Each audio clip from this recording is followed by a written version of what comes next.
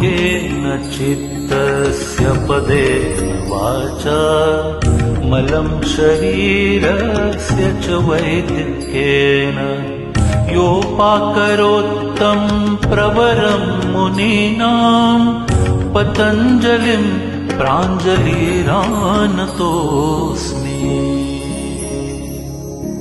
योगेन चित्तस्य पदेन वाचा मलं शरीरस्य च वैदिकेन योपाकरोत्तं प्रवरं मुनीनां पतञ्जलिं प्राञ्जलिरानतोऽस्मि।